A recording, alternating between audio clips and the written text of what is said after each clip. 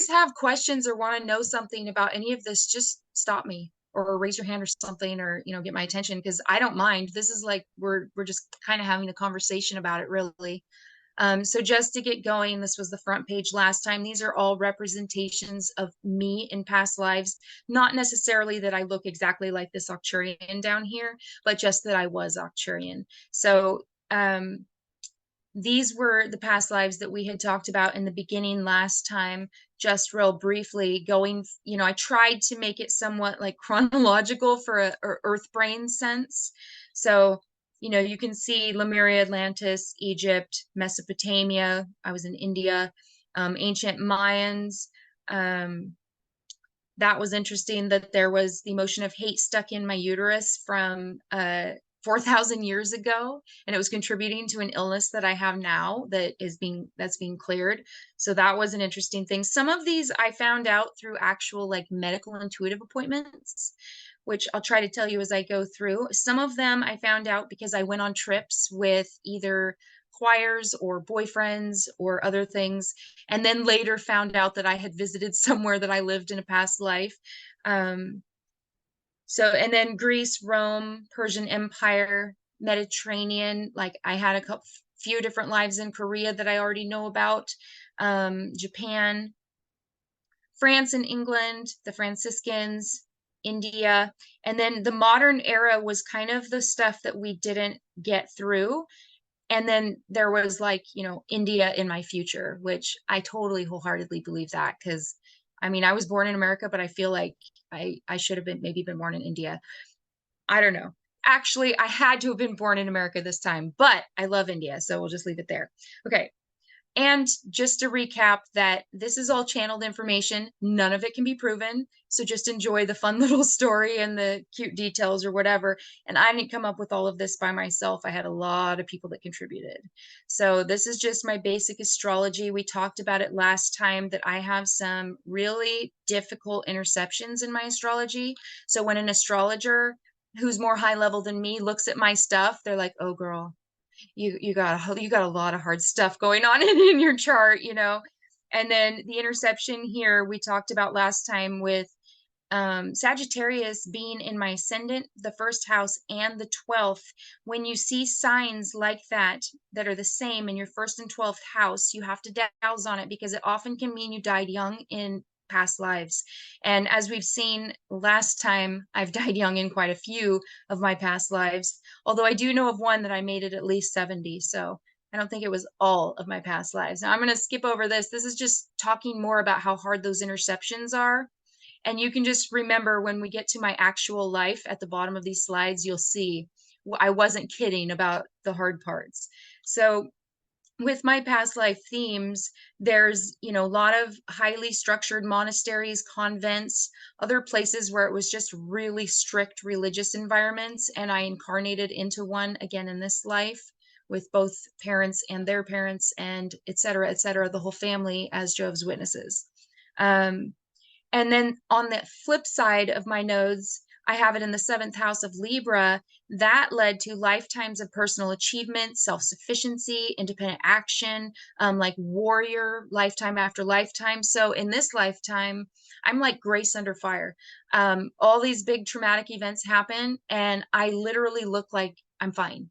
Until later, you know, I'm going to cry it out later. But when it's actually happening, I'm like the person who's like, okay, call 911, go do this. I need this right now. You know, I can just really get into that. And that just lends to that my survival.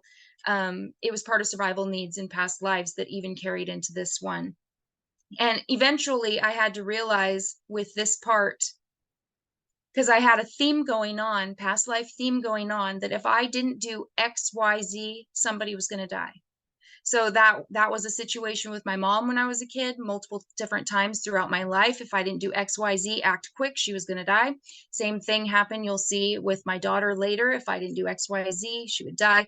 But recently, the point of why I'm telling you this, I recently realized that it's not my job to save people's lives in this incarnation, in this life. That's something that I just need to let go. Like, yes, if somebody's dying right in front of you, you do what you can to save them, but it's not up to me ultimately. So that's something that I had to let go, as far as my own stuff. So this is my galactic chart. We talked about this a little bit last time, and I'm not going to go too deep, but just showing it so you can remember, um, what the galactic charts look like and whatnot. Okay, I'm going to just keep going down. I wanted to say, I didn't point this out last time, but in readings this week, like 2 or 3 different people brought up Saint Germain. And this one woman who I was coaching, she was doing a reading on me, and I showed her these slides because she was talking about my past lives, and she started talking about Saint Germain again. And then she tells me this picture I have up here is Saint Germain, and I did not know. So I had no clue that I had put Saint Germain on these slides. I just literally typed in Lemuria, like show me somebody from Lemuria, and stuck it on there. So just saying, didn't know it, but Saint Germain's working with me. And that was just a bigger, even more affirmation about that. So breezing through Egypt, because we didn't know a lot about that. And we talked about ancient Mayans, and that I was sacrificed. So that was me dying young in a past life. Interestingly enough, and I'm not going to stay on Jesus for too long, but I recently had to fill in at a fair that I wasn't expecting to do. And I had just done 2 back-to-back fairs, so I was really tired. But I went and I did this fair. It was a really big one. And on Sunday, this woman walks up to me and we're just chatting. She didn't even buy anything for my table, but she looks at me and she says, oh, I gotta admit, Sujata. She looks at me and says, I just saw some of your past lives. Do you want to know? And I'm like, sure, she did. I mean, she's just a random woman. She's not really even a practitioner. Should I recap that, or Alicia? Well, I was just saying, Oh, it's up Sujata, to that you. I was just, yeah, okay. welcome back, Sujata. I was just saying, so I flipped through the beginnings of these slides, and you can rewatch that beginning. I was just kind of recapping what I said last month. But when I stopped on this slide, you know, over 10 years ago, this woman who had done this past life regression with me, and we both were having visions throughout the whole thing. So I saw a bunch of the lives too. She had told me that I was in Jesus' inner circle. And I was like, okay, that's cool. Like, all right, like really, like I didn't really think like she was like for real. And she was telling me who she and someone else were in relation to Jesus, and I'm like, sure you were. But then later I had more people say it to me. So recently, what I was just saying a minute ago was I was working a fair that I wasn't expecting to go to, and this woman came up to my table on Sunday, and she was just having a conversation with me. I don't even remember what about. And she didn't buy anything, but she looks at me and says, I saw some of your past lives. Do you want to know? And I'm like, this is just a random woman who's saying this to me. So I'm like, uh-huh, sure, and we get talking, and she looks at me really seriously and says, you were with Jesus. And I just I kind of giggled a little bit, and I was like, I know. She just looked at me like, you do? Yeah, I've been told that before, and I knew that there was more than one incarnation during that era, but it's just funny when you doubt something and people keep walking up to you saying it, then you over time start to accept, like, okay, you know, I mean, honestly, if you look at my galactic chart and my origins coming from the angelic realm, why wouldn't I have been one of the people around Jesus? But it just seems like such a big thing to say, that you almost just don't want to be called a blasphemer or whatever, get in trouble for saying you were there too. But the other day, someone literally asked me, so in the pictures of like the Last Supper, were you in it? And I was like, I suppose I could have been, honestly. I don't know. I hadn't really thought about that, but I suppose. I don't know. So, anyways, we talked about these Jesus ones last time, but I just thought it was interesting that a woman walked up to me at the fair and says, I know your past lives. You were with Jesus. So, if anybody's interested in hearing more about that, Dolores Cannon has a book called Jesus and the Essenes, and you can listen to it on audio. And if you have some of the placements like what I have in my galactic chart, which Sujata didn't get to see it, maybe I should just show her real quick what a galactic chart even looks like. So this is my galactic chart, and you get it the same way when you're looking at the astrology. So I was born August 8th of 82 at 1753 military time. So that's 5:53 p.m. right before dinner. Up near Seattle, Washington. So all of my regular astrology that would be pulled up if I were just getting my birth chart, Leo, 16 degrees, 7 minutes in the eighth house, all of that's there, but then it correlates to the stars. So different constellations, each of the capitalized names are constellations, except for the galactic centers. But like Andromeda, that's a constellation. And then Alpharez would be the star. Orion's constellation, Rigel, would be the star. So this is basically mapping where the stars were in alignment at the exact moment, the exact second that I was born from a geographical location on the planet. And then when you're reading one of these charts, you start at Pluto to see your most ancient past. So right here, you can see that I have a conjunct with Arcturus at 0 degrees, 29 minutes. So really tight. And I also have a trine with the Orion Nebula, really tight, which is angelic sources. So when I dowsed on or channeled what my soul origin was, it came back as the angelic realm. And then I came to my chart to prove what the channeling was. So you can see that I have the Orion Nebula multiple times. I believe I even have the Lyran Nebula up here somewhere too, but maybe. But Lyra Vega, that's where the ancient teachings in India came from, or at least that's what they say. And you missed me saying that this is all channeled information. None of it can be proven. Well, the astrological is not channeled, but the past life stuff's channeled, and there's like a dozen different people that have contributed to me knowing about some of these past lives that I've been showing you guys.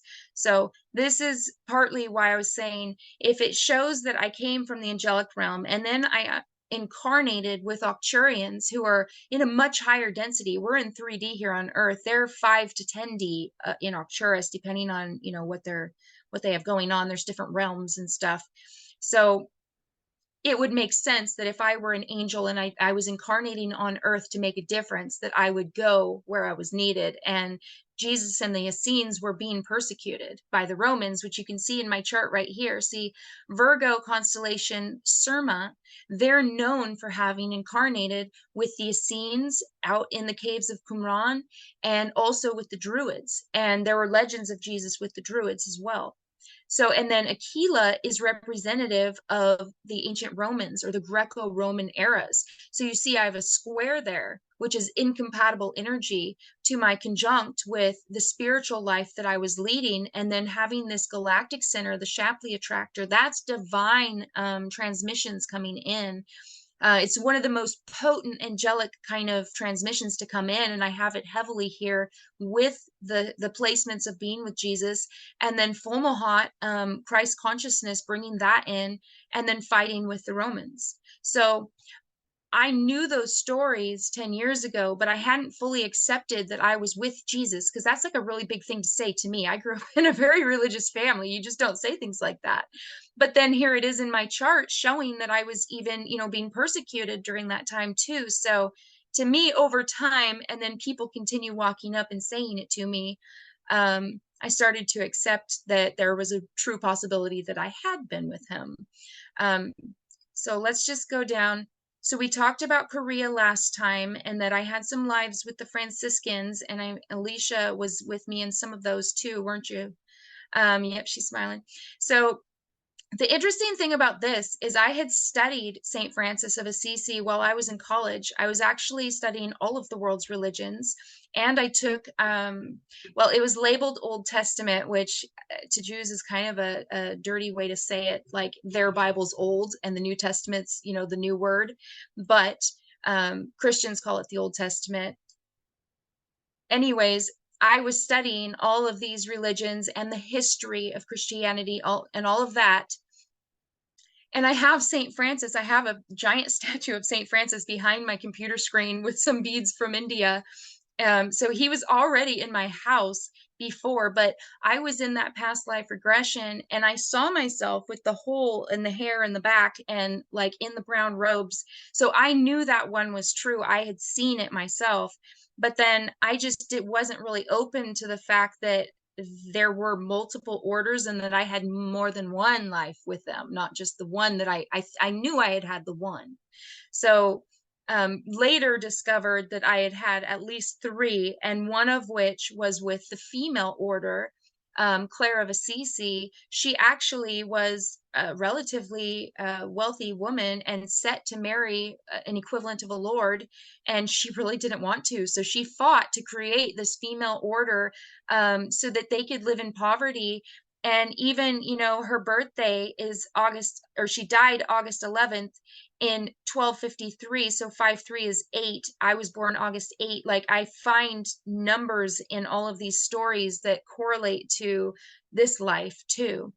But she went up against the Pope, which is totally something I would have done, and said, because they were living wealthy lives, had gold cups, and they had all the finery, these popes. But she didn't want that. She wanted to do good works, humanitarian works, and not be wealthy as some of the popes were. So she fought to keep their order in poverty, literally, so that any money that came in, they were pouring back into the community and doing those works, which does sound like me even in this life. And she was rescuing children. This is a famous art piece. I don't know the artist, unfortunately, but she was said to, she called angels and saved a boy who was or child who was being eaten by a wolf, and stopped it. So I think we went through this one with Queen Margaret, and I didn't immediately accept this story either. This was in the same session as the brown robes and the monks, and the woman, her name was Abby, that was doing the reading on me. She told me that she was like, I'm getting that you were a queen somewhere in Europe, France, England, something to do with some event with the roses. And we turn to the internet and we find that this French princess becomes Queen of England, and she accidentally incites a war of 30 years that's called War of the Roses. And I'm Tiffany Rose, and everything's been roses my whole life. So she tells me it's something to do with roses. We find the War of the Roses, and then look, she dies August of 82. I was born in August of 82 this year. And then as I start looking at her story, I'm just like, OMG, this is insane. So if you notice right here, if you can follow my mouse at all, where it says, owing to her husband's frequent bouts of insanity, Margaret ruled the kingdom in his place. Now, right below that, there's a name from the Yorkist faction. So there was two groups fighting, Lancastrians and Yorkists. And basically, they're all cousins. They're all family, and they're just fighting over the crown. It took me a long time to figure that out. But this guy, Richard of York, he is a cousin of my husband in this life. And he is like the biggest pain in my what. Wants the crown. He's just fighting with me. That's partly it's partly really what caused a lot of the problems, was a dispute with him. So in this life, and you'll see down below, there's a whole string of Richards, and I hated that name my whole life. Richard, every time I met a guy named Richard, I just thought he was no, like every Richard I ever met did me dirty. So then I read this story, and the guy who's doing her dirty is Richard of York, and I'm like, what? So just telling you that to refresh your brain for when you get to the slides below. And for Sujata, who wasn't here, my husband ends up going into catatonic schizophrenia, depression, and he's like not himself, can't come out, can't be king, and I have to do all of that. But in this life, I dealt with that as a child with a family member very close to me who was going in and out of these mental states. So that even followed me into this life too. And I have an uncle who's passed on now, but he was schizophrenic too. So that aspect of the past life came into this one for me. And so there's actually two Richards in this story, and they both cause problems for me, but one of them ends up becoming my friend in the end and dies in battle. So I told you guys last time, but Sujata didn't get to hear this, that the York and the Lancastrians, this is my own ancestry, and I traced myself to both sides of the war. So I actually descend from these people, this exact story that I'm telling you about, through my dad's dad. it just keeps going, and multiple places is tied into both of the families that the entire fight was about. So this is the slide that I think we ended last time. We were talking about Chicago. Now, I never knew this one. Alicia actually told me this one, like, I don't know, a month or month and a half. No, not a month. It would have been 2 months ago, because a month ago we were talking about this. So Alicia told me this one, and I had to giggle when she mentioned it, because she said that I was married to, what did you say? It was a Chicago Italian mobster. Is that it? Yeah, I can't remember exactly the background, but so basically Tiffany and I were both mob wives, and I remember my family was Jewish, so it was very like we were already minorities. But I was just terrible at lying. And so Tiffany would come over and she was the better mob wife, I guess. And I have a when poker our face. husbands were yeah, the better poker face at least. When our husbands were out and the cops would come asking where they were, Tiffany would come to my house and pretend like we were hanging out, and she would talk the cops down and be like, "Oh, they're just out, at the bar or whatever." And, Drinking, we um, haven't seen him for hours. yeah, exactly. See, you got the accent and everything. I love it. So the interesting part about this, even the fact that she told me this, is that I chased a boy across the country when I was 18, from Oregon to Fargo, North Dakota, right on the border of Minnesota. And, hindsight shouldn't have gone, but my life wouldn't be the same if I hadn't. So, can't regret that one. But his exact family, his last name is very Italian.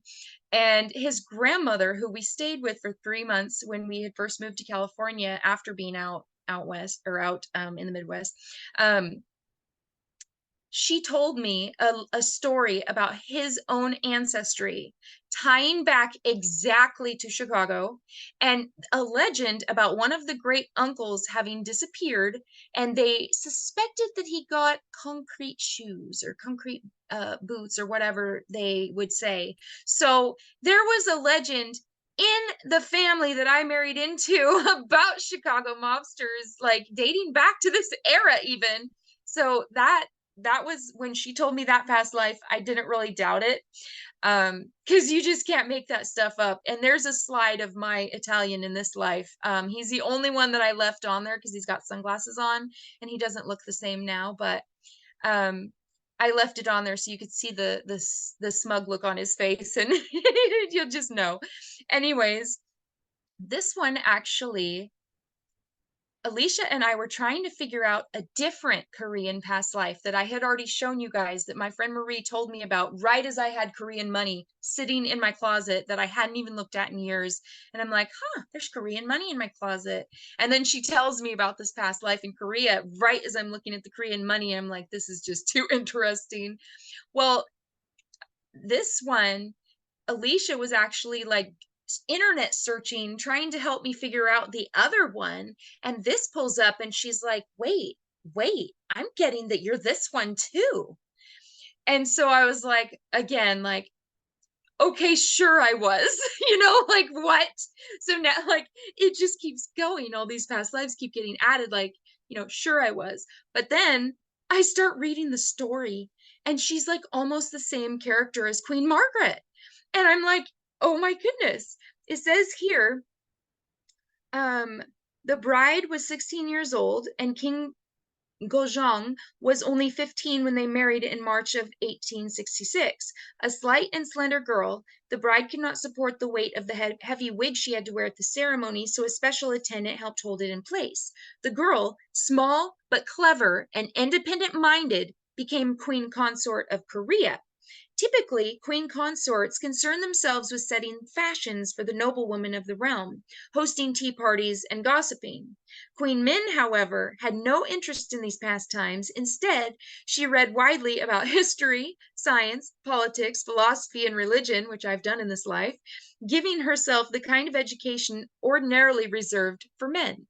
That's the same exact same thing as Queen Margaret. She's described the exact same way, given an education like a man, and the men around her were intimidated by a woman who had a mind.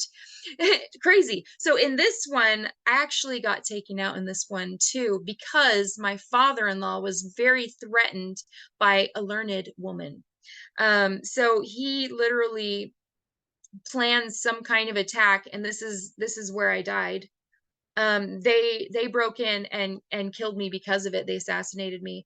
But yeah, interesting that her character is described the exact same way as Queen Margaret, which Queen Margaret didn't die in that life. Oh, look, we've got somebody coming in, Crystal. So Queen Margaret didn't die in that life. I mean, she didn't get killed, but her husband and son did, and she was stuck in the Tower of London for 5 years, which I went to, and I'll show you. Crystal, hi. I didn't know that was going to be you. So, I'm kind of showing off past lives, but I showed a whole bunch already and I can't go back, but I'm just going to keep going and you can rewatch the beginning to catch it.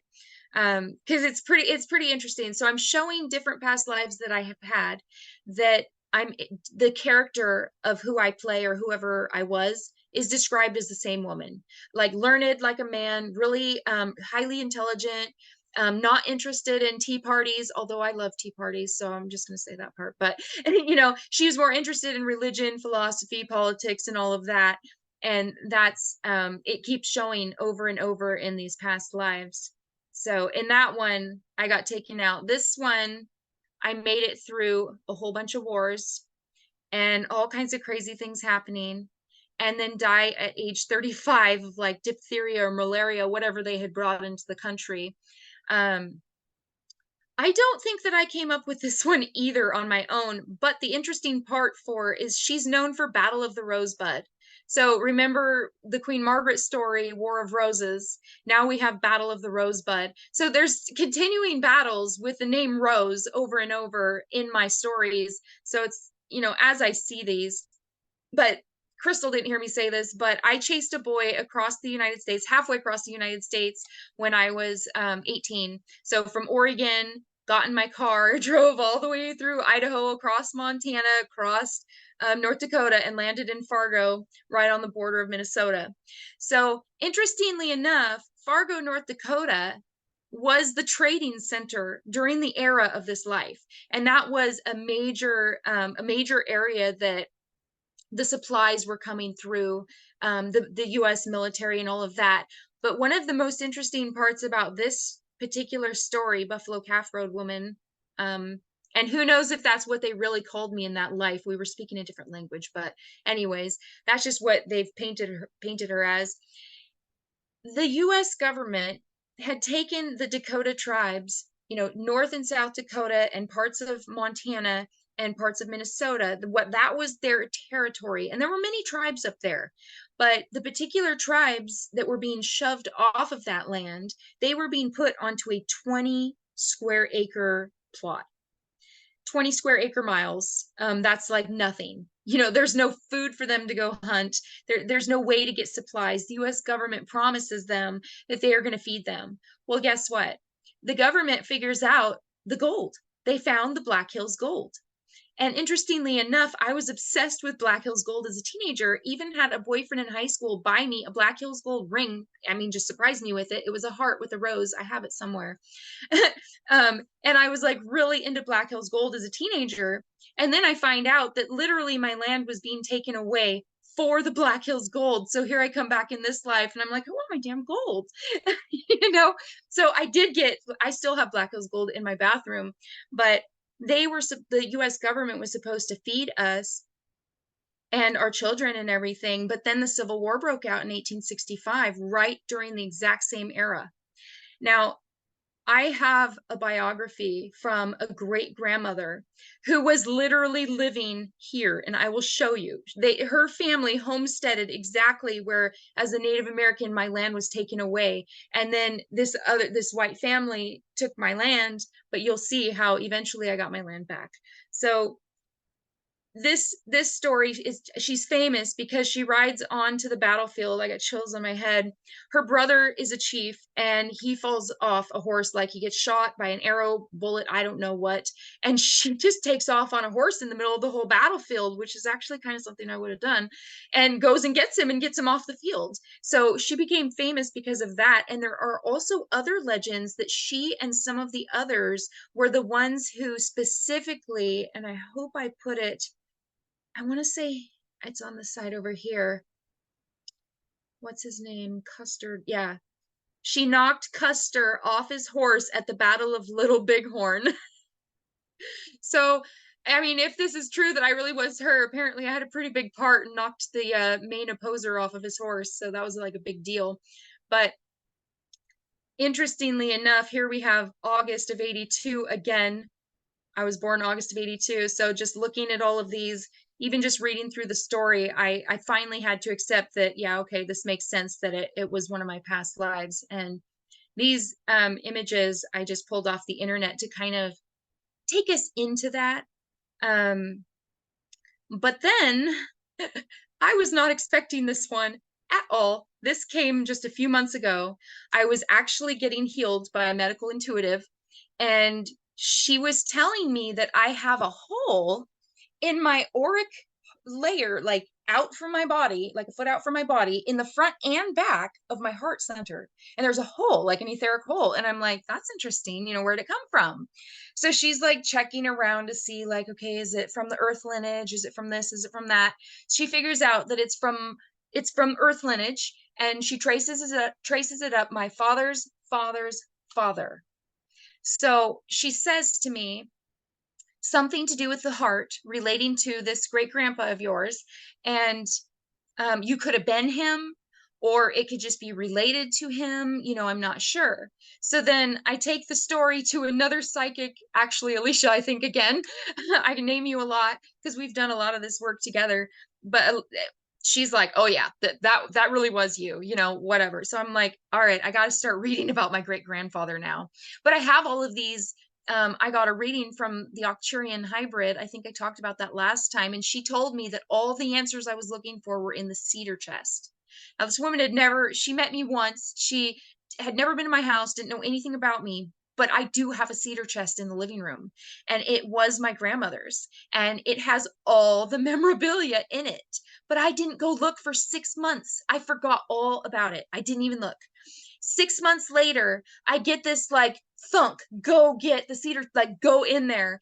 And that's where I find these biographies from two different great grandmothers and like all this extra ancestry, plus stuff from Korea, which corroborates the Korea past lives that I wasn't really accepting. Like, sure, Korea, what's the connection with Korea? Where'd that come in? But then I have like a Korean calligraphy set in there, and I have like Korean money. And so she told me all the answers were in the cedar chest. So I found so many past life stuff in there. But this particular story, I did not immediately accept at all. But when I did kind of figure it out, I started to giggle because like you really just can't even make this up. So now when I start looking at my great grandfather and who he married, Myrtle Maud Campbell, she was from Marvin Grant, South Dakota, the exact land that got taken away from me. And I have like a 30-page story that she wrote talking about her father going off to war during the exact era that I was fighting as the Native American. Yeah. So I'm like reading all of this. I just can't believe it. I'm like, whoa. You know, so now I'm realizing I had to ask my dad about the medical intuitive thing. Like, my dad lives in Argentina, just to say he's a Jehovah's Witness. I don't tell him what I do for work. We don't talk about it at all. We talk about his garden and the kids, and that's like it. But I reached out to my dad who lives in Argentina. I was like, "Hey dad, do you know anything about your grandpa Horton? Like, how'd he die?" This is like just totally random message. And I hadn't talked to him in a while. Like, how'd your grandpa die? So I find out, and I'm gonna scroll down and I might come back to some of these. I find out that not only, maybe I shouldn't have right here, he did die of a heart problem. He literally died of a heart attack while milking a cow. and kicked the bucket of milk underneath. So my dad sends me this message. This text is from him over here. And I was sitting in the Safeway parking lot. I could have peed my pants laughing. I was dying. I couldn't believe it. Like, this medical intuitive tells me that I have a hole in my heart and that it's traced back to my great grandfather, who I might have been. And then my dad says, "Hi there. Like me, he was an optimistic fellow with simple country roots." My dad, I think he's really actually really funny. One dicho that I recall him saying was, "Don't worry, it'll all work out." That sounds like me when I was a kid. I like to think he was an entrepreneur like me, had a truck farm, vegetable growing operation down on the Santiam River before buying Tyler Hill for $20 an acre to raise cattle and chicken and hogs. Now, I have to say, Tyler Hill was 600 acres that he got from the exact family that had taken our land. So this exact family was homesteading.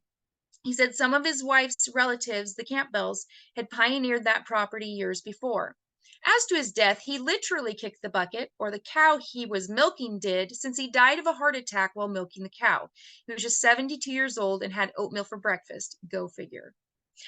I died. So she tells me I have a hole in my heart, and I literally in a past life died milking the cow.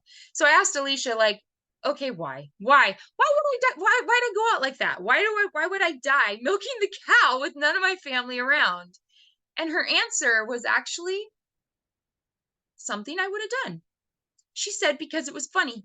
You wanted to give them something to laugh about and not be as sad, about your passing. And that's literally something I would have done. I played the clown my whole childhood and like trying to make people who were sad laugh and stuff. So I could see that I wouldn't have felt comfortable with that. So just to flip, and we got like not that much time, I wasn't accepting this story very well. But because in the beginning, I was showing the past life themes of having been a warrior lifetime after lifetime, or being in a highly structured religious environment. So then I'm like, but Horton was a farmer. He was a farmer. That doesn't make any sense. Then I find out, wait a second, he was a farmer, but he was also drafted in World War One at age 30. So he went to war. So there we got the warrior theme coming in. And he did all of that. But then I found, because I've been obsessed with ancestry for 20 years, so I got all this off the ancestry site and I've traced it way back. But he was also drafted in World War II. Huh, who would have thunk? I had no clue, because Jehovah's Witnesses don't go to war, so I would have never thought to ask if my great grandfather had. So not only was he drafted in the war, but his two sons were as well. So that adds a whole nother level to the warrior aspect. So yeah, he definitely was a warrior, and his wife was religious. So I found out great grandma was religious, and that's where both of those themes start to come in and play through this. So he gets to live long enough to see his son get married to my grandmother. That's actually the church they got married in 1950. And he's still around to see his first grandchild. And my dad was born second, but then he goes here. So I asked, like, why did I have to go? The other component of why I had to go, which I wanted to make it funny so that they wouldn't be as sad, but she told me that there was a spaceship with children waiting because I was rescuing children. And I've had dreams of doing that. So when she said that to me, I was like, okay, that's exactly, I would have gone for the children. And I have, because I've had lots of dreams where I was leading people out of human trafficking scenarios. And so I know when I'm sleeping that I'm doing that. So when she said that, it was just like, I immediately believed that one. So these are actually my parents in 1974, and they were both very devout Jehovah's Witnesses. Everybody says I look like my mom. And I threw this on here just with my two grandmas just for fun, because if you look on the left over here, this is Grandma June that my son Daryl, see, if I'm my great grandfather, it was my son that married her. I don't know, it gets confusing in your head, but that's actually me in the middle. And like the resemblance is just like, so wow. And then this grandma over here, she's the one that comes in as the white Arcturian. And she blew my socks off with that one. I didn't see that coming. This Arcturian starts coming into my bedroom and healing me, putting his hands on my head and literally healing me. But I couldn't tell there was a gender or a name or anything. And then when I asked, can I know your name? I hear Vianne, and I was like, no. My Jehovah's grandmother, Jehovah's Witness grandmother is an Arcturian. Are you kidding me? And then I got "Yes, honey" in her voice, so I was like, "Okay, fine. It's really grandma." So this actually shows the ancestry going up with all of their astrological signs, and you can see themes. The blue is like dominant in water signs, the red's dominant in fire. All of Grandma Vi's granddaughters, they're all Leo. All of them fiery Leos. It's interesting even going through. So tying in all the stories with, remember in the beginning I said how hard the astrology was, that I have really tough astrology. Every time an astrologer looks at it, they're like, oh girl, you've got some really hard stuff to work through on this. So keep in mind, everybody I knew as a child was a Jehovah's Witness. So this is actually the cabin my dad built that I was born in, out in the woods across from Seattle, up here in Kingston. That's where our cabin actually was. And the funny part is, my parents, they were serving at the Watchtower Farms, literally in New York. Like it was a big deal to be these pioneers and like elite. And my dad hires a Buddhist midwife to birth me. Like she's outside oming me to Jehovah's Witness parents. She's, oh, and my dad's like making fun of it. Like, he thinks that it's really weird. I actually found her on the internet and she's still practicing midwifery up there in Seattle. But just interesting that here I'm a star seed coming in and there's a Buddhist oming me into existence to Jehovah's Witness parents. Like I died when I heard that part. I couldn't. So this is showing again that in past lives I died young with my first and 12th houses in Sagittarius. And then I put Horton up here. This is my great grandpa, and you can see how he had the theme going on in his Uranus of Libra, and then here it's up here, it's just switched over to my side, and even he's got, look, the ascendant and the 12th house, they're the same sign, just like in mine. So that's also showing through not only my astrology but through a past life astrology, that theme was carried on through multiple lifetimes. And that's kind of the point, is that you can see on this particular life how some of the lessons got carried over into my current life. And that was just, it was kind of an experiment by even putting that up. But just the fact that both charts show dying young in past lives kind of just corroborates the story that much more.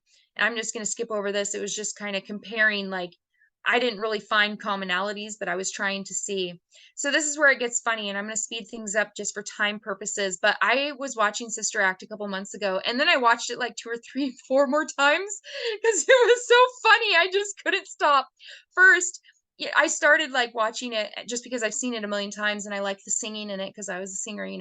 But I started to recognize that there were parallels between this movie and my life. And I was like, oh, you can't even make this up. So I'm just going to show you.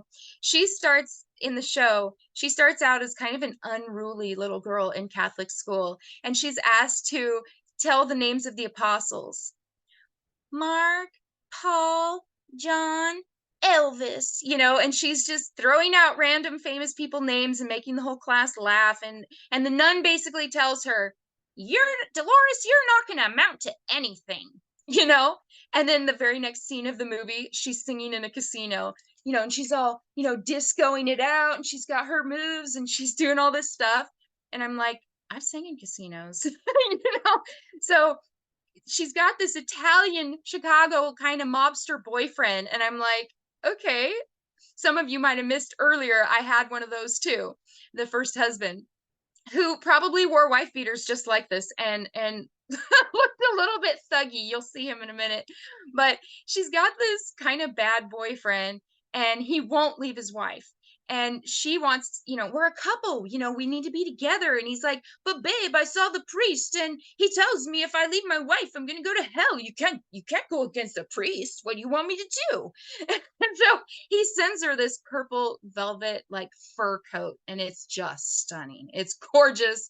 And she's mooning over the coat like, okay, it is a really beautiful coat. And then she sees his wife's name inside it. Oh, he gives me his wife's coat, and she's going to give him that coat back, and she's running through there, and I'm just going to tell him, and I don't need no fur coat, and I'm going to get right on out of here. And she walks in right as his thugs shoot some guy. And all of a sudden she's like, I love this coat. Oh, this is the best coat ever. oh my goodness, and she loves it. So next she runs and she gets out of there because he basically tells his guys if she runs to kill her or whatever. And she goes to the police station, and this guy says, I can't get a court date for 2 months, so you're gonna have to, wait and become a nun. And you can see her face right here. She's really thrilled about that idea.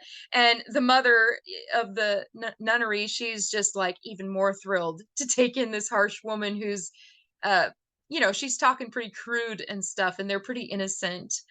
But eventually she starts leading the choir and even gets them, singing with their hands, and all of a sudden they're really good. They were a terrible choir, but she really turns them around. So I kind of started off with a lot of personality too, sweet like her, but a lot of personality. I've always had, ham it up and, kind of, and I was a little bit rebellious too as a kid. Right around the time that I was in this picture, I was like 10. That was the era where there was the pop singer Tiffany, and she was going around to all the different malls singing in them, and like that's how she made it big. And she had that song, I think We're Alone Now, and I had the name Tiffany. Well, I went into the local mall and it was crowded and they were having karaoke in there. And I just walked up to the stage. My parents weren't even there. I don't even know how I got there, but I just walked up the stage and I said, "Hi, can I sing?" And they let me sing 2 songs. Well, in school there were kids in the audience that I didn't realize were there. So like the next day I went to school and I was like famous overnight. Like everybody heard me sing, and I was, really talented as a child. So here's my choir days, just like, Dolores, how she's going into choir. This is just to show you Tyler Hill, the land that we got back after our land was taken away. This field here, these pictures are you can see I always had a lot of personality. My dad was always taking pictures, so I would make a lot of faces at him and things, but he was always doing construction projects and would have us participate in them. But this field was overlooking this porch over here where he had his hammock, and this is where I grew up past age 2. And then there was grandparents, aunts, uncles, like there were still hundreds of acres to the family at that time. So the land that got passed back after being taken away was passed down, generations, and, we got it back. This is us in Pennsylvania. Oh, I have a note here about the Richards. So remember the villain in the Queen Margaret story, and how I said I always hated guys with the name Richard. And Richard of York was the villain in that story. He was a cousin of my husband, the king, and we butted heads. I pissed him off and accidentally started a 30-year war, but I incarnated to end a 100-year war and then accidentally start another one. Oh, yeah, bad karma. Anyways, it was an accident. But um, around this era, a little bit before this, there was a guy named Richard that I almost died over. And then there was another Richard at age 18 who had done something bad and went to prison. And the guy that I chased across the country hated him. So there was some kind of past life rivalry thing that I wouldn't have even known about yet. Um, here's the third Richard, which is why I even put it up here. So the guy in the blue shirt here, that's my daughter's dad, my first husband, who was tied to the Chicago Italian. I mean, look, he's got that little smirk like he just wants to do no good. And he was drunk at his sister's wedding that I was singing at, actually. But yeah, with the sunglasses, you can't really tell it's him. So I left him up. But yeah, you can really see. So the story goes, here's the third Richard coming in, my own uncle, Richard, my mom's brother. He was kind of I don't know how to say it nicely. He was on a darker path and into some substances and things like that. So he knew that there was a bounty out on Justin's head. That See, I didn't know when I chased this boy across the country, I didn't know he had been married. I didn't know he had children. I didn't know he was wanted by the law, until after the fact. But my uncle did, because they worked together doing drywall or whatever. Well, Uncle Richard knows that there's a bounty out on his head for $1,500, and he turns him in. So Oregon doesn't recognize bail bondsmen. It's not even a thing here, but other states do. So these bail bondsman guy was going to lose his house because Justin had skipped bail in the middle of the night and left Minnesota. And I didn't know. This was like he did that before I met him. So Uncle Richard takes Justin and helps him, or takes the bail bondsman guy and helps him break into our apartment. He's like, "Oh yeah, Justin, I'm coming over to hang out." And, he invites him in, and then they handcuff him, throw him in a car, literally kidnap him and hightail it to the Washington border. I'm at work. I get a call from my mother, and she's going, Tiffany, they broke into your house. They broke into your apartment and they took Justin. They got Justin. And I'm just like 18 and I have no clue. Like, what? Is somebody just kidnapped my boyfriend out of our apartment? Are you kidding? Uncle Richard goes running to my mom and her then boyfriend who's passed away and that he was friends with, and says, they got Justin, I tried to stop them. He makes up this whole fake story about how he tried to stop these guys kidnapping him when he had really taken the money. So there's the third Richard. Okay, there's a whole string of Richards, and I'll just keep going. Eventually, I left California. This is Riley when she was really little, and my dad came to visit us. My husband ended up being like the Chicago Italian mobster guy, and I knew I had to go home to my mother, so they came and got me, and we left. And then a new chapter started in my life. Here I was singing on all these big stages, just like Dolores in Sister Act. You know, she's got her little microphone over there. I was singing in casinos up and down the West Coast and different large venues. I was on the stage in Portland, the Portland Blues Festival, 100,000 people in 2006. And the following year, when I wasn't allowed to come because I had broken up with the lead, my picture was on the back of the stage. The drummer texted me. He said, Tiffany, you weren't allowed to come, but you're here. Your picture's on the back of the stage, none of the rest of the band, and not him. So even though I didn't get to go to that. I was there anyway. But when I broke up with the lead, I found myself, I really wanted more children, and I didn't think I was going to get to have more children. Riley was already, she was 6 when I got pregnant with Keely. So my life turned and I became a housewife. So we're looking at really hard astrology. Look at all these different chapters, and there's more.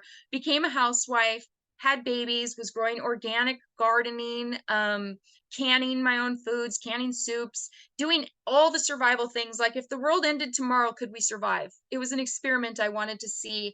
But then I got bored. I needed adults. So I started going to college with my mom. I would ride with her to classes. I'd bring my babies and even sit in the back of the class. Nobody even knew I had a baby there. And so that's when I started studying all of the world's religions. I studied a year and a half with Jehovah's Witnesses just to make sure I didn't believe my parents' religion. I studied with an offshoot of Islam, the Baha'i, for 6 months every week. They were beautiful people. I interviewed everyone in town and the surrounding towns. I went to priests, pastors, elders, monks, whoever the top person was. And I had all of my kids in tow. So Riley was like 10. I had babies and my mom. And I asked them all the same questions because my dad told me that all the other religions were the devil. So I literally thought that they were all like satanic, the devil. So I had to prove to myself that they weren't scary. They were normal people who had beautiful beliefs, and went through all of that. And that's when I also got to tour to London. So I was in the college choir, and we had been invited to sing at pre-Olympic ceremonies. In case you can't tell, that's me right here. And I brought my mom on trips to Seaside where we were performing, babies on my back. Yeah, if I wanted to do something, I just went and did it. Babies in tow, doesn't matter. And when I was in London, all of those college kids, see, that's me in the purple, they all thought I was one of them. None of them even realized that I was like 10 years older than all of them, or, like I was just one of the kids. But yeah, so in the Queen Margaret story, she literally stays in the Tower of London as she's coming in with her wedding procession.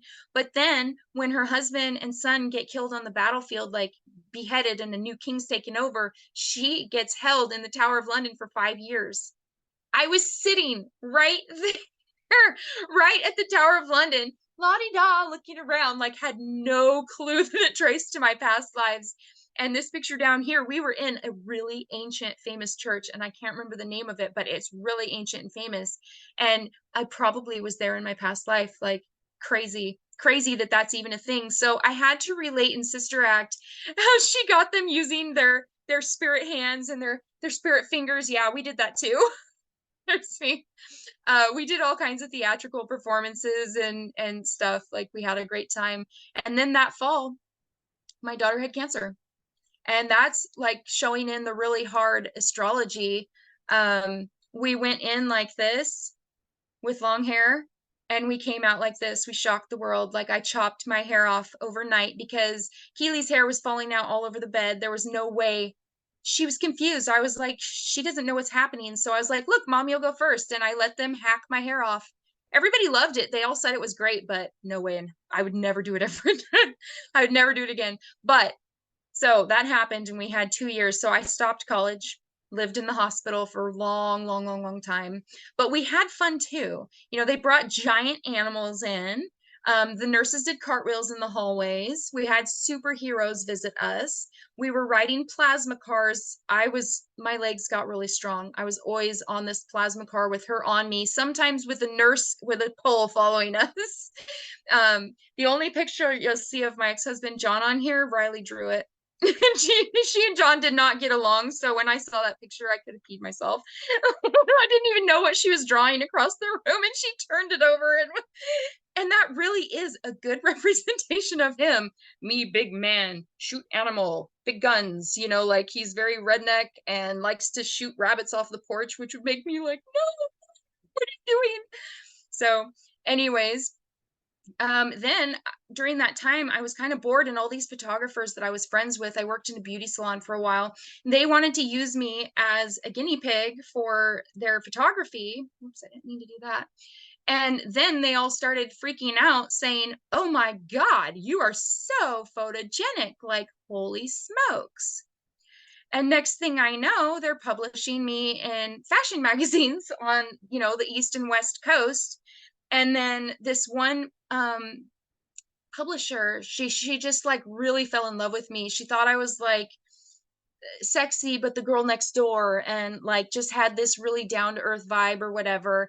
And so she ended up giving me the front cover, and I actually shot this for it. She had the theme of the cotton candy love, and I had friends help me you know, get that all set up. But yeah, so I didn't even see any of that coming. It was just accidental. They just were like, and I was old. I was already 30. Like this is old for modeling. So I was one of the oldest models they were even willing to work with, but I just looked really young. And yeah, that was real. I really was doing that in high heels. And it was really fun. This one, I was like, can you catch me jumping?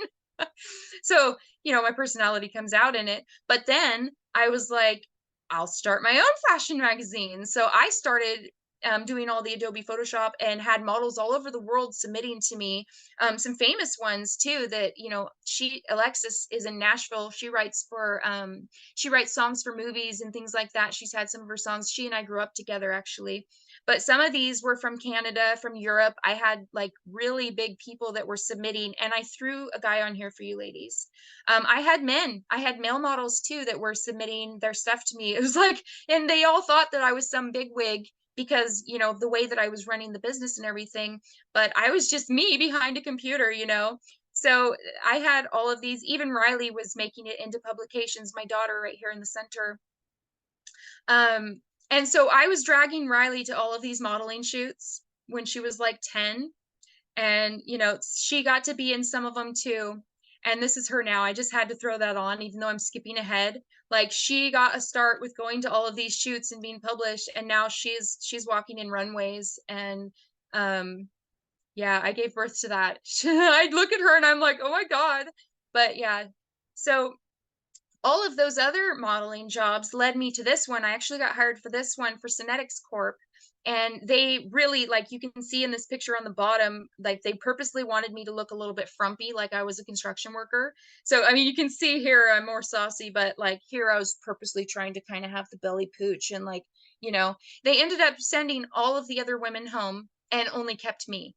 And I was just like, what? They just sent all, they wanted me for that. They branded me Fire Babe. They were calling me Fire Babe at their office. They all just fell in love with me. So I got paid to do this job. And then I got this random idea. I really want to shoot a music video. Well, I was working on a solo album at that time. I had gone to my producer and recorded 4 songs. So next thing I know, they're shooting my music video, the same crew, and they all came and did it for free. Like I just came up with this idea. They all thought I was a big wig because I had this magazine and I was modeling and all that. And they heard my song and stuff and they were like, yeah. So one of the gals who had bought was like, I was advertising her couture designs in my magazine. She made this dress.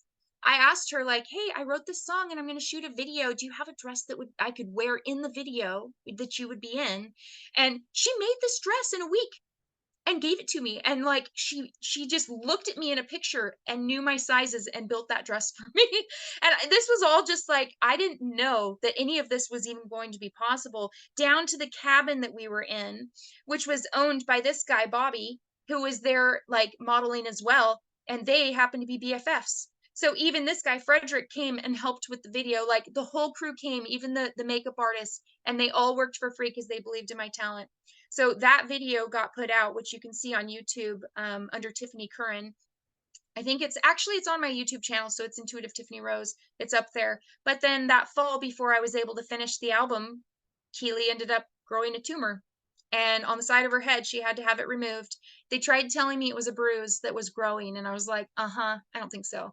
That it was a hematoma. So eventually the neurosurgeon listened to me and they took it out, and it was leukemia cells again. So we had to go through bone marrow transplant. This was like 2015, 16. We lived in the hospital for 6 months. You know, we had Halloween in the hospital. They did little parades. The kids would go around the unit and stuff. And this was Keely when she first went back to school. She wore a superhero cape because she was scared. And she was the only kid in the whole school that was allowed to wear hats, because she refused to go unless she could cover up her head, because she didn't like being bald, and the kids called her a boy and stuff. So that was her going. But we made it through that with lots of meditation. Keely, actually, this was her. I didn't do any of this, but mom and I were meditating. We had our weekly meditation circles that the kids were sitting in. We were giving Diksha. Like you can see on her iPad, she's listening to Om Diksha on her iPad without me telling her, and she's got her fingers in the positions. I didn't tell her to do that. And this, she had physical therapy that day. She refused to sit down and do physical therapy until they sat down and meditated with her. No joke. And I did not tell her to do that. She literally said, "I won't do it unless you sit down. You have to sit down and meditate with me first." So like I have this little Buddha baby in the hospital that's, all of these workers just can't believe it. And during that time, I had gone home from the hospital from a bone marrow transplant, and I had a guy that told me, he was my best friend, that he wanted to take care of me and moved in and like, wanted to be with me, but he ended up making life hell. Like it was just awful. Well, he owed me money, and my mom wanted me to go to this event in Idaho. It was live with monks in India, and we were getting the Diksha transmissions, and it was, the Oneness University, and it was $400 to go. So I took money out of my rent, and the guy said he would pay me back the money he owed me for my rent. Well, that Saturday night at this event, I realized he's not going to give you that $400, and your rent's due in like 4 days. And so in this ceremony, or the seminar, they taught us that we were praying wrong. You guys are complaining to God. They laugh at us Americans. "Oh, you're just whining about all the things you don't have, and you're just complaining to God," instead of manifesting it through your intention and your emotions. People are complaining and whining about it, and then they manifest what they don't want, and they're like, "Why?" But that's the message they're sending out. So these monks are telling me that instead, you need to pray, thank the divine for what it is you want. So they said, you need to pray for something. We're going to try this out. Pick something you want to pray for. Me, I pray for $400, because I realize I'm really, in some hot water, that I paid money to go to this event, and the money was supposed to come back, but wasn't. So I prayed for $400. I saw it in my hand as someone handing me $400, and I put the emotion behind it of bliss. So grateful that my prayer was coming true, as if it was really coming true. I know we're over, so I'll just keep going, wrap it up. We danced around, all of us. There were hundreds of people, and they started playing this song, Diksha to the Head, and it's really like pumping it up, and we're just jumping up and down, and we're just like celebrating all around this place. Everybody's dancing like it's the best party. Nobody has any drugs, but we all feel like we do. You know what I mean? Like you're blissed out. Well, a couple days later, this woman texts me and asks if she can come over, and says that they have something for us.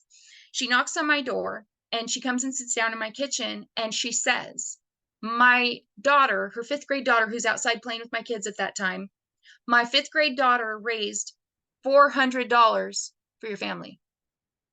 And I just couldn't even speak. My eyes welled up with tears, and I literally was overcome. I didn't know if I was going to be able to speak at all, because that was the exact number I had prayed for, the exact number. And she tells me, my daughter came to my husband and I in our bedroom a few weeks ago, and she says, Mom, there's this girl at school that's fighting cancer. Her family is fighting cancer, and we have to do something. We have to do something. She's like adamant to the mother. What would you and daddy do if this happened to us? She says. So the mother goes to her closet and has a brand new Coach purse in there that's meant for the mother. It's her Coach purse. And she goes and buys raffle tickets. And that little girl goes around the neighborhood selling raffle tickets for a Coach purse to give the money to us. The Coach purse probably costs more than the $400. Seriously, if you think about it. Coach purses are, 1,000 to 2, like they're a lot. And so her fifth grade daughter answered my prayer of the $400. And that story has stuck with me this whole time, that this little child answered my prayer, not knowing that that's what I was asking for. So my life took a turn after the cancer stuff. I was nannying, went back to vending, and my job was ending. And I threw my hands up. I need a job in the community. What am I going to do? I need something where I feel good. Walk into my insurance appointment and walk out with a job. And then we were winning awards together. And it's a long story, but I won't tell it because we're too long. Here I am, still singing in casinos in my 30s. And in fact, singing on some big stages, opening for some pretty big country acts. This was Craig Morgan. And right afterwards, because I was singing backup for Joe Schinkel. He was going back and forth to Nashville, and we'd known each other for years. He knew I was a lead vocalist too, but asked if I would come. So I'm on stage singing for a huge audience, and then I hop on an airplane and I'm in Belize, right in my past lives, literally walking in the cave where I'm actually buried, right here, standing over my own skeleton, have no clue that it's related to my past lives until later, as people keep telling me. And then I started having visions. People were telling me that I was the Crystal Maiden, and I was like, huh, are you sure? But I went there twice, and toured. There's pictures of me. That's me in the pink shirt at Tikal in Guatemala. Like, I literally visited my own villages and had no clue.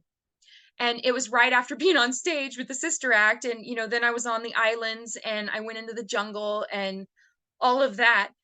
And then massive life changes happened. And since we're pretty much out of time, I'm not going to tell you, but I already told you all kinds of the reason I tell miracle stories, and I love sharing them with audiences, the not having my rent and the little girl and all of that, is because in that same seminar with the monks from India, they said, when you share miracles for other people and they listen to your miracles, miracles will start happening in their lives. And more miracles will happen for you as well. Because think about it. We've been taught, if you followed Christianity at all, we've all been taught that those miracles are only happening in the past. Jesus healing people and turning bread and water into, stuff, turning objects into food that feed thousands. We were taught that those miracles aren't happening anymore, but that's not true. Miracles happen all the time.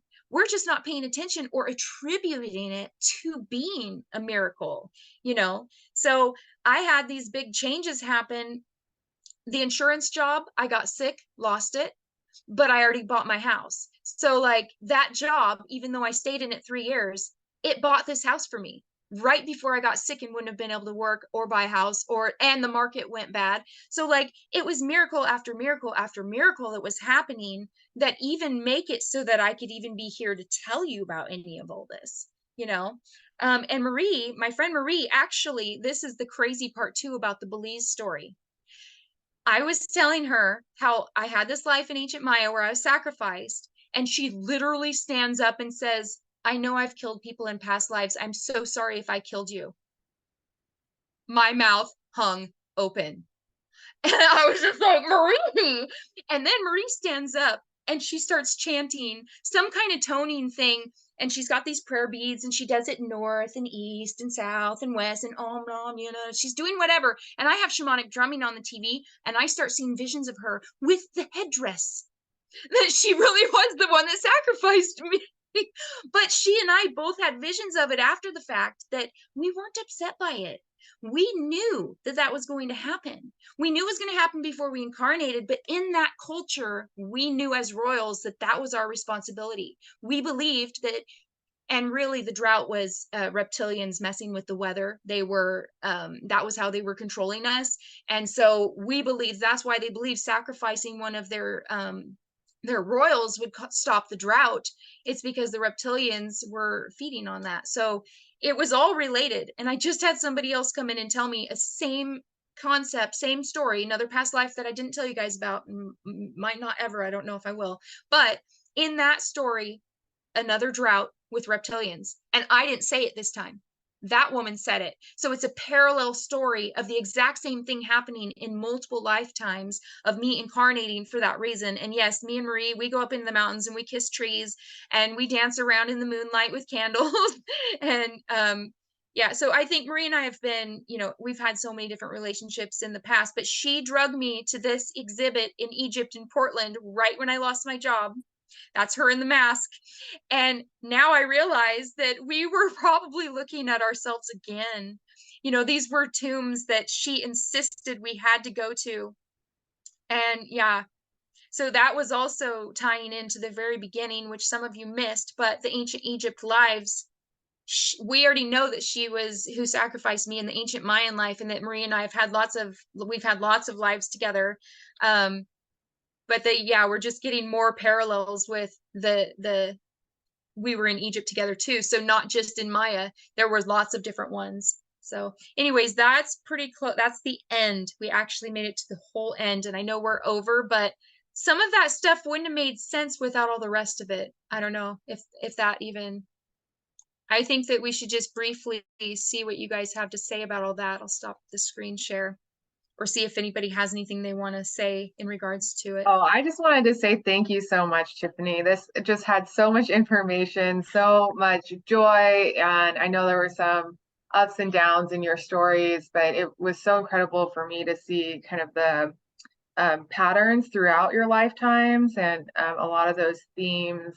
And I just loved how you really connected everything back to those miracles because um, obviously we're pretty tight, but I really believe that too. And the more that we can just manifest more miracles, it just makes life a little bit more fun and lovely. It So, does. And just even knowing about the past lives, I've been able to spot things that are happening to me now that now I'm shifting my perspective on. Because in those past lives, if I didn't do XYZ, people really were going to die. But in this life, it's not my job to go save everybody. I'm not the queen this time. I get to just be one of the normal everyday people, and not be persecuted for religious beliefs or for being a woman, for being an intelligent woman, you know. We were talking about that earlier. I don't know, I can't remember when exactly you came in, Crystal, but we were talking about how I had the same pattern. They were describing me in these past lives the same. A petite little woman, bright, pretty, very intelligent, learned like a man, not interested in clothing and all of that, but studying religion and philosophy. I did that in this life too. You know, all of the past lives, once I start seeing them and the pattern of it, how it's coming into this life, that's when I can say, oh, okay, I'm not going to repeat that one again. I see it now. You're bringing awareness to the fact that this keeps replaying. Once you see the patterns, that's how you can heal it. That's how you can make it stop, by bringing that awareness to it. And then when those things start happening again, you can see, oh, wait a second, this has happened before, and these were the results. I think I'm going to shift and do it this way this time. And I've been starting to do that, and it's making a really big difference in my personal life, in my business life, and just relaxing over. My parents literally had to move away for me to be who I am. My dad had to move to Argentina, take his Jehovah's Witness stuff with him. Sorry, Dad. And my mom had to move to Hawaii so that I wasn't under her shadow because, she was the one doing all the high level spiritual work, moving into enlightenment and stuff, and then kind of taking me along with her, which is obviously why I chose her to be my mother. But she needed to go so that I could decide, okay, what kind of spiritual teacher even am I? I didn't even know that I wanted to be a teacher. I thought I didn't want to. But now that I'm teaching online and stuff, I love it. It's fun. And people love the topics. They love, you know, being able to heal parts of themselves that they really thought were their own fault. And then recognizing, like, wait a second, that one's not yours. You know, being able to make a difference. That's the part that really just like makes your heart warm.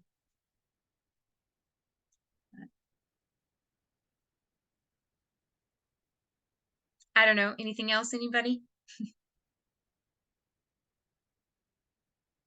No? Um, I've been listening to you, and there is something in your voice, Tiffany, that I don't know how to, I don't know what it is right now, but it'll come to me. It does, it kind of breaks up the frequencies. So it's kind of interesting to see and hear that. That is an interesting thing for you to say. Um, I've been getting a lot of calls to go back into the singing world, but spiritually.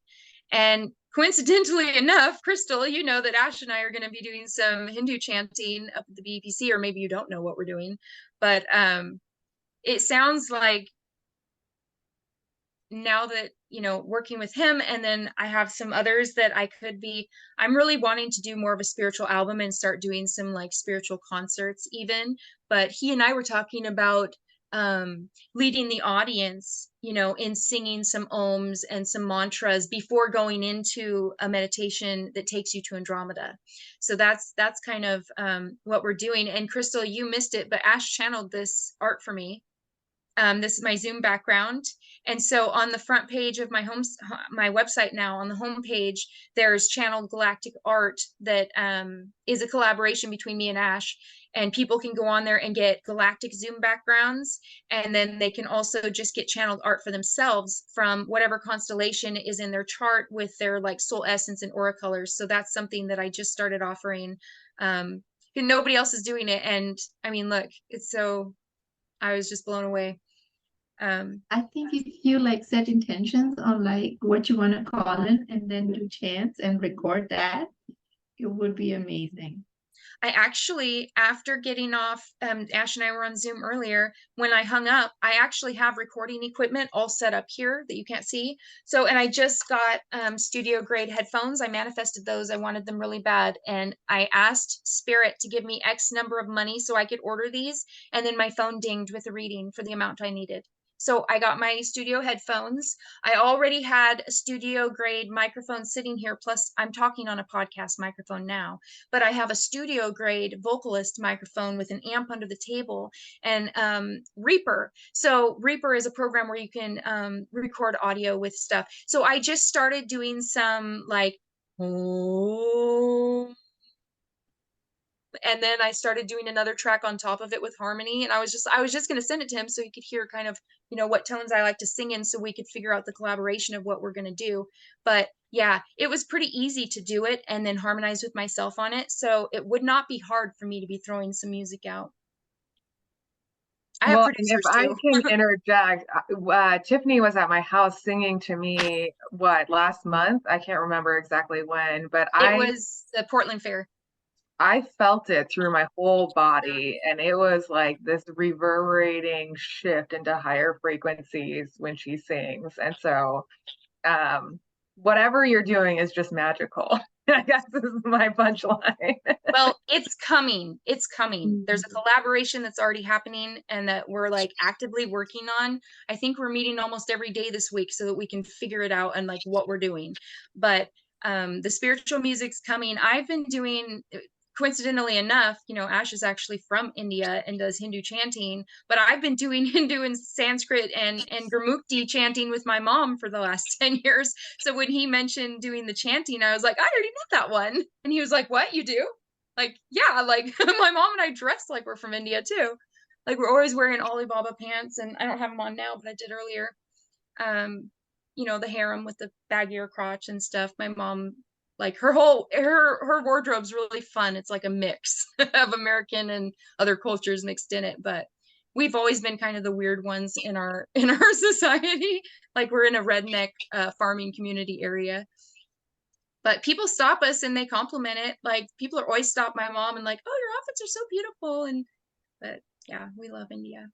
anyway, so yeah, music's coming. And once we get something set up, I might go to one of my producers and ask them to just make me some audio backgrounds that we can be singing over. But you know, there could potentially be some concerts coming in the near future, like, you know, the Saturday night of some of the fairs that we do, you know, maybe we fill in one of those spots and do some live music. I'd really like to have some live instrumentation too, though, like some kind of tribal drums and maybe a guitarist. I know some, but I just don't know any in the spiritual community. And I don't want to bring in people who are like partying and doing that kind of stuff. I don't want that energy around me. So I need to find people who are aligned with spiritual missions that also happen to have musical talents. So if you guys know anybody, send them my way. Because I actually have been a songwriter for a really long time, and you know, could collaborate with other people on some spiritual music.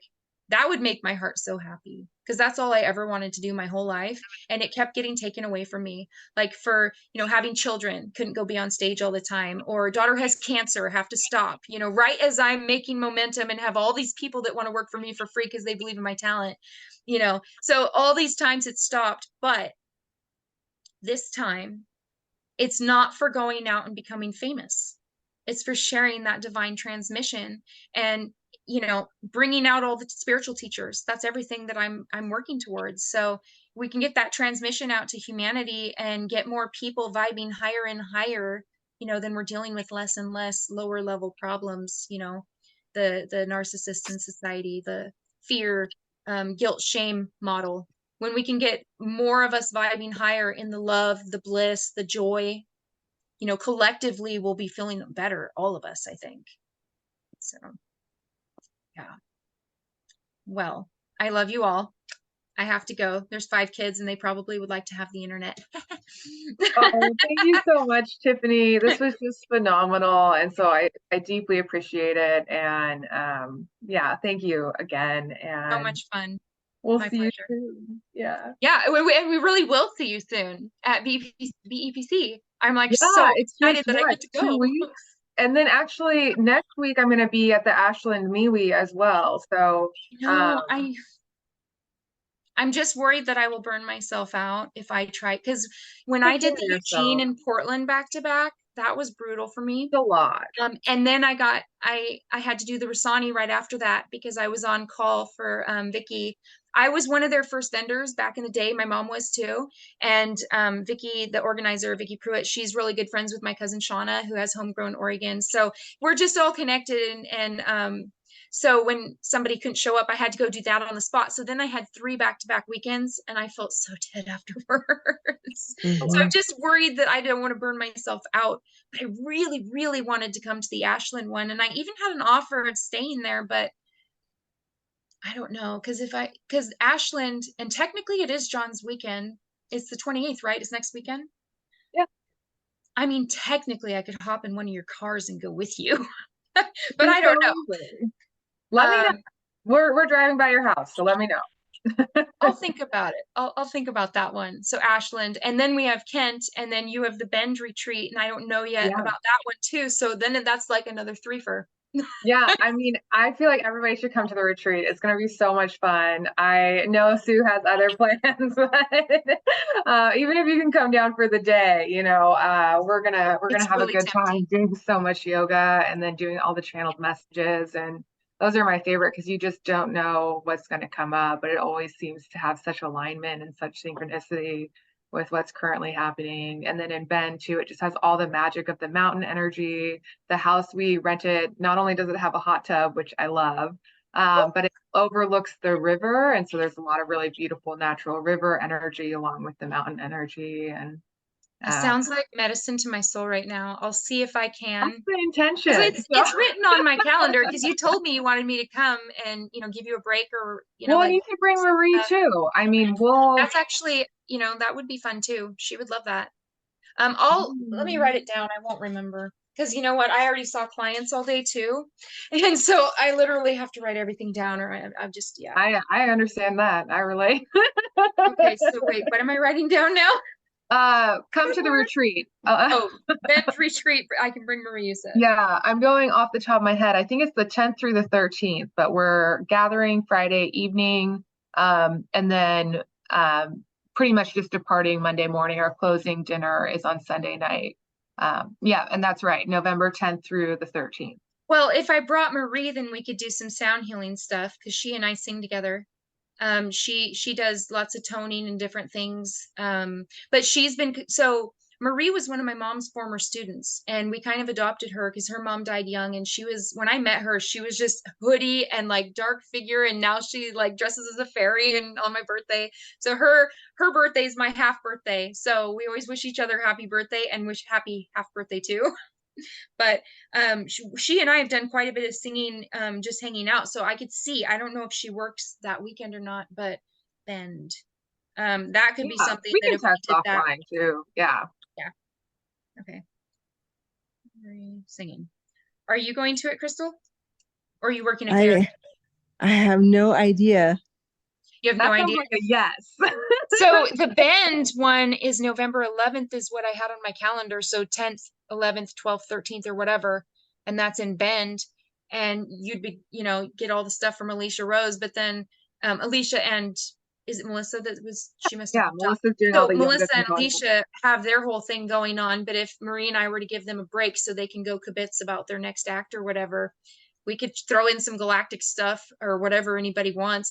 I'm like totally whatever people want. I can just go with the flow. I'm not really nervous about, my stage fright is kind of over. I went on that international podcast.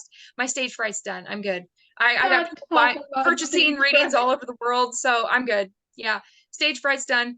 I conquered that one. It was a goal I had for several years of practicing being uncomfortable or being comfortable in uncomfortable positions. So practicing letting yourself be okay that you're uncomfortable, but you're doing it anyway. So I do things that I'm afraid of all the time, and I just do it anyway. So.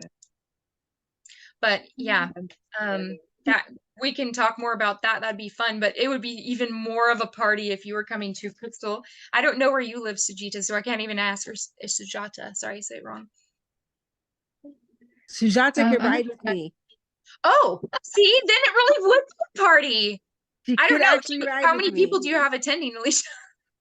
Oh, we still have space, so let me know. It would be shared rooms, but we've got plenty of space. There's one, I can't remember if it's the queen or the king, but there's one room that's open. And so I was thinking if you want to bring Marie, you two can share, and then have a private room to share.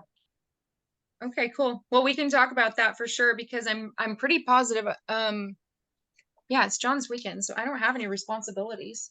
Yeah, and then there's still some space in the bunk room as well. So we've got plenty of space. So get on down here. Yeah. All right. Well, I have it written down and we'll talk more about it. And then of course we'll see you all very soon, I hope. Well, at the fairs. I don't know if are you coming to the fairs too, Sujita or Sujata? Yeah, it's a good question. Are you coming to the fair too, Sujata? Well, see, because I don't know how you guys know her, so the fairs, yeah. Okay. Right now. What'd you say? I'm in hibernation right now. You're in hibernation? I showed up today because I was sleeping and I literally heard Alicia say my name and I was like, what's happening today? It was meant to be. Meant to be. I was fast asleep. I was like, okay, I'll attend. I don't know what's going on, but I'll show up.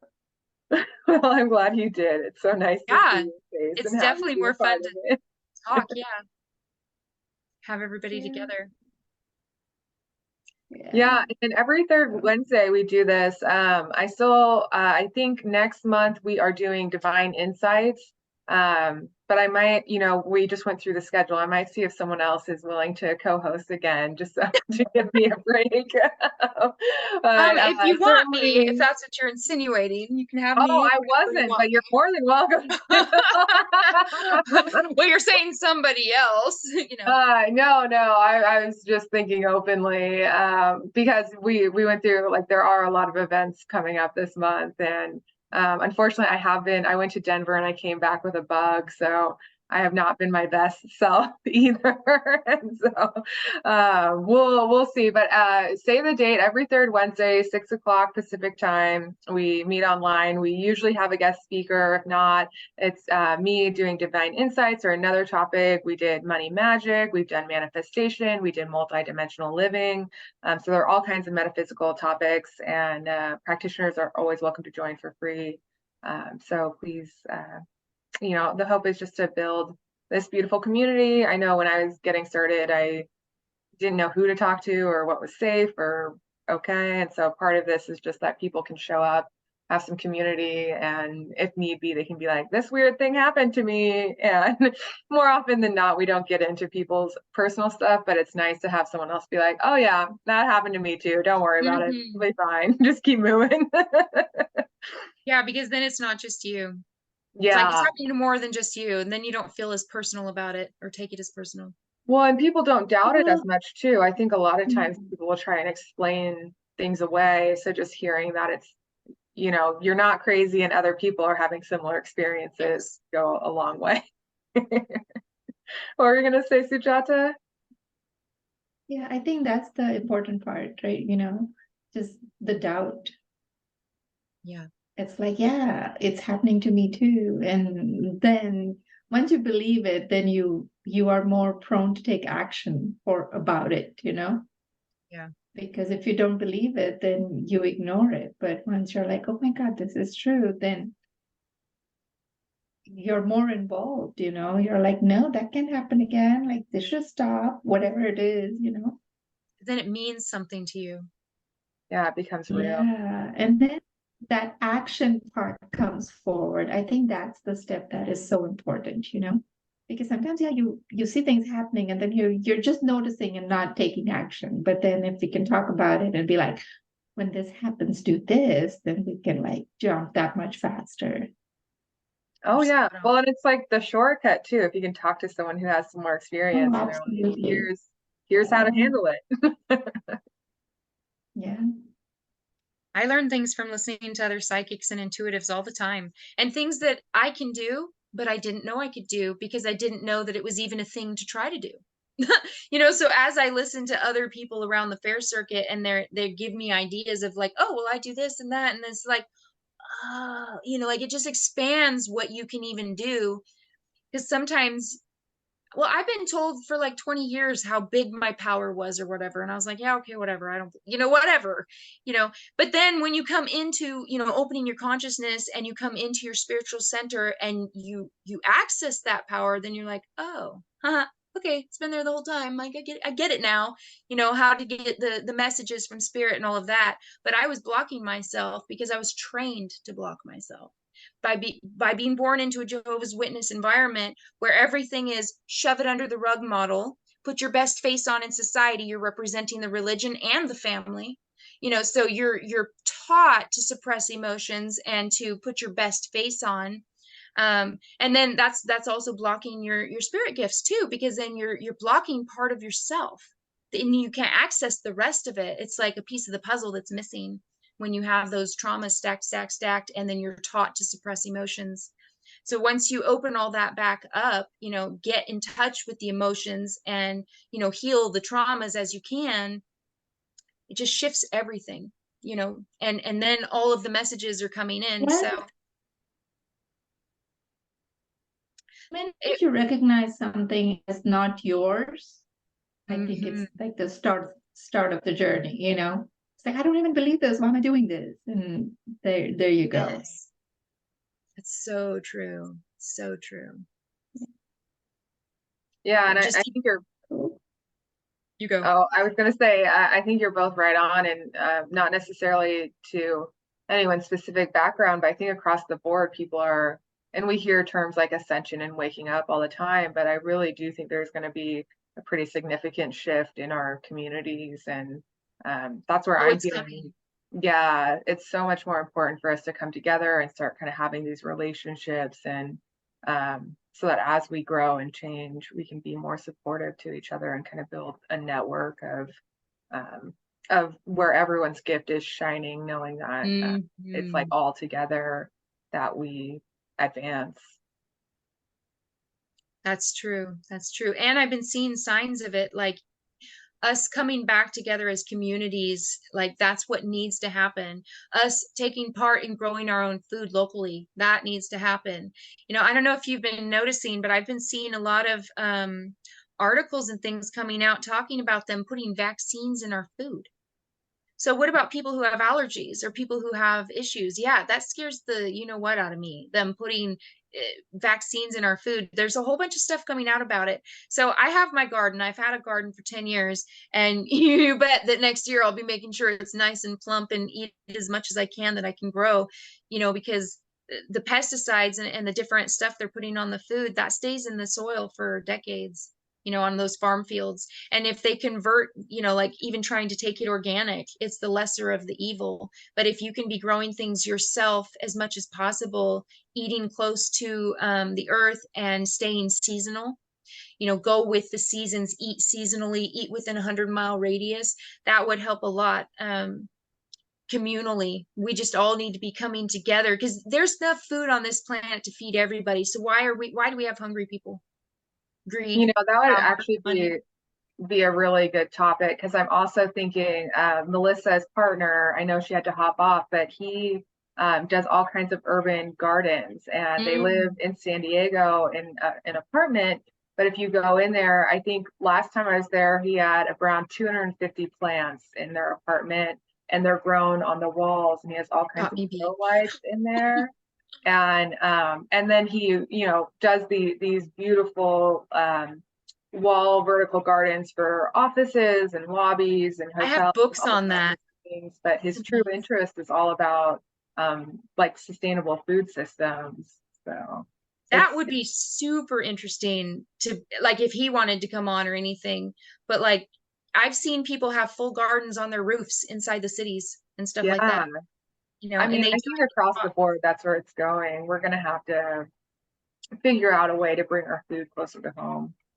Well, and it's healthier to eat it seasonally too, because our bodies are adjusting for the different temperatures. And when you're living in a specific area, your body adjusts to that. So you want to be eating the food from that area that, you're adjusting to. Like sometimes, like if you follow the blood types at all, the type O were the hunter gatherers. So they're supposed to be eating more wild game, fresh greens, berries, and nuts kind of stuff. Whereas type A would be like the island or the ocean people, and they were eating more tropical diets, which would be my mom. I'm type O, she's type A. She can eat all of the tropical fruits that burn my mouth. Like I can't eat pineapple very much, or my whole mouth is literally burnt on the inside, but my mom can eat it. So she's got a different blood type. But when you look at the different types and look back at the history of what those groups of people were doing, you can eat with the type, your blood type, and seasonally, and that like is supposed to be the optimal healthy way to eat, so to speak, Yeah, minus all the processed stuff. I don't eat the processed foods. yeah. I was gonna say I tried that Eat Right for your blood type just a little bit. I'm very sensitive, and I was deep in my yoga teacher training at that point and living a very clean and like limited lifestyle. And I looked it up, and I remember being like, oh, this is what I intuitively eat pretty much already. Yeah.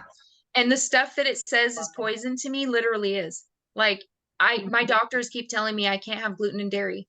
And it says that on the type O blood type diet, that gluten is not good for you and dairy either. Like those weren't foods that were accessible to our ancestors the way they are now. So interesting, like that we intuitively knew that those were what we should be eating.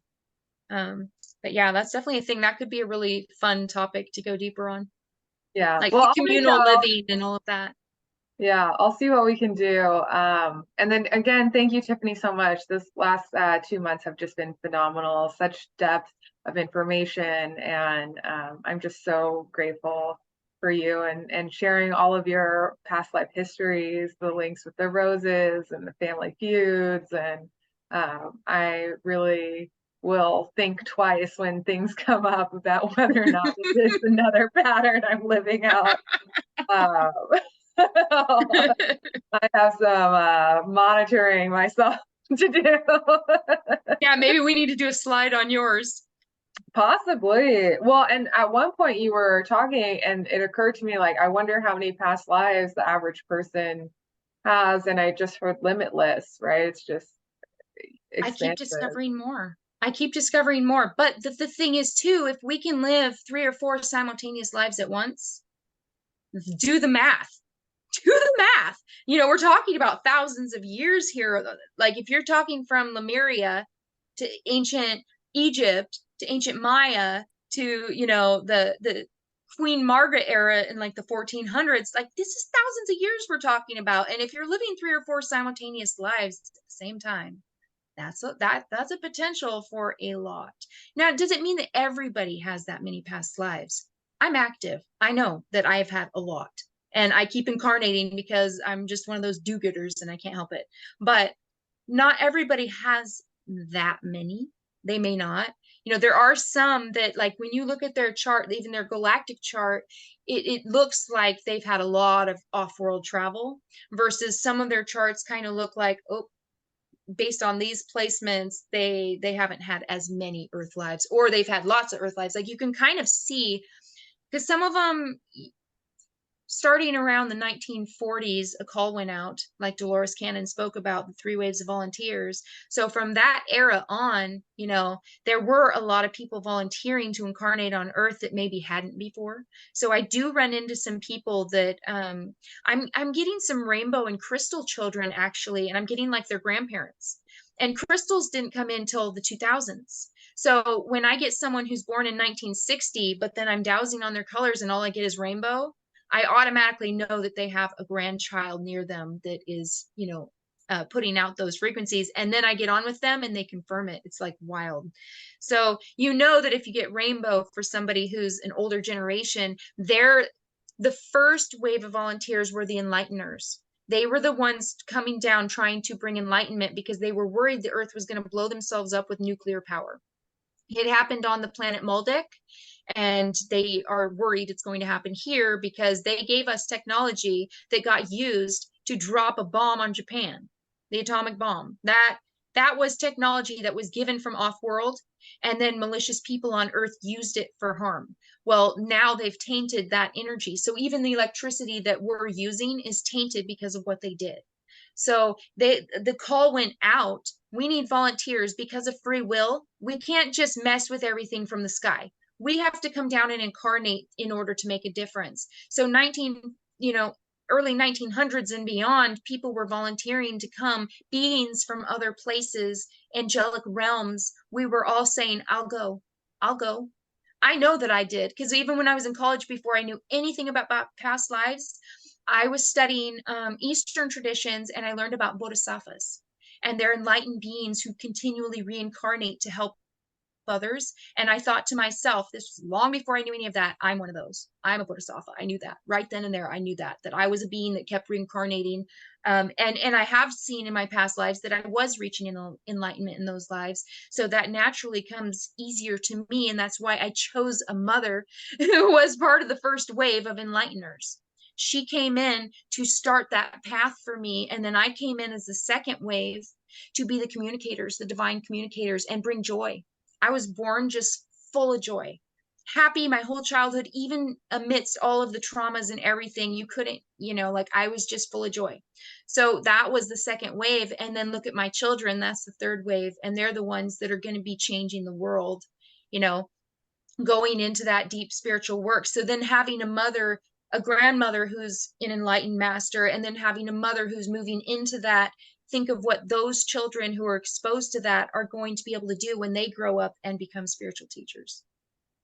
So all 3 waves, but that was a big part of us coming down here incarnating, is because we can't do what we need to do from up there without messing with free will. And we have very strict laws about that.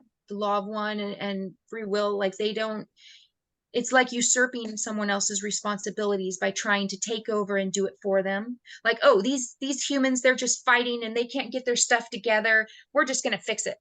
But then the humans don't learn anything from that. They have to learn through those experiences of going through the dark times and then ascending from that. So we had to come down here, endure the dark times ourselves, to be able to shine that light to everybody else who's going, what's going on? I just woke up, you know, like the people who are just now awakening. So Yeah, it really speaks to like that longevity too, which is so beautiful. well, the earth's moving in a good direction, or at least it feels that way, that things have been shifting, and people are waking up in droves. And those same monks in India that I was talking about, they say that it takes one awakened person to awaken 100,000 people through the domino effect. I believe So that. each person that you meet and help them remember who they are, help them with their divine transmission, they wake up, and then another 100,000 people. Eventually, you know, we should be able to get to everybody, right? With that model, assuming that's correct. I don't know. It's just hope. Oh, let it be true. That's the miracles, right? You gotta let it be true. I mean, think coming. about it, right? Like in the last 50 years, how far have we come? You know, we don't have like we proved it to be true already, That's true. right? That's true. Because women were possessions. I mean, You know, we've done this in 50 years. Like, you know, when I was born, like it was a completely different world. Today, it's a completely different world. Like, oh it's yeah. already happened. No, don't doubt it. No, I've been seeing it, evidence of it, that we're shifting in the right direction. And the more of us that stand up together and show our power, the less we can be oppressed. No, it's not gonna happen ever again. No, We because we've crossed already the hump. shifted. 2012 was moving into Age of Aquarius, and we already We shifted out of crossed the hump. now. It's just taking all of us into the divine feminine and letting ourselves relax that oppressive masculine rule that has been, you know, the last what, I, 1,000 years. I think we've done the divine feminism. I think we're now going into the balance between the masculine and the feminine. Oh Because yes, we've the done the balance. feminine, like we rule, right? So now we're going to shift into the balance part where we are going to learn, because it's fun to have a masculine energy around you. You know, we want that as well. Like it's I don't want to go into, you know, masculine, feminine, masculine. We need to come to a place where we rule together. I think that wasn't quite what And I was meaning, that but I hear your balance, that point. harmony. Yeah, the Not so much that harmony, we're the getting rid of balance the is what's masculine. coming now. Yeah. But But the you're thing right. is, we were the masculines, right? We were the masculine power. Like, yeah, the men went and fought, but we held the ground. We brought up the children. We suffered. We were in our masculine, you know? So it's gonna be that flow is what I see.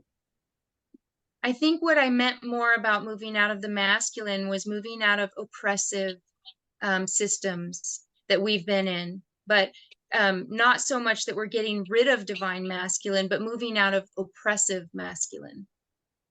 Yeah. But I think the feminine energy was also very oppressive. Like we went to pretty bad extremes there, you know. Like the word bitch came out of that, you know. So it's that's what No, I I hear see. you though, the balance between the two, that's definitely needed. Absolutely. The flow needs to come in. I just saw the clock, and I'm sorry, but I gotta run. It's 8 o'clock. I know. Thank you so much. I know we went over, but it was a good discussion. No, it was Such fun. a good share. Good for the soul. See you all later. Love Bye. you all. See you soon.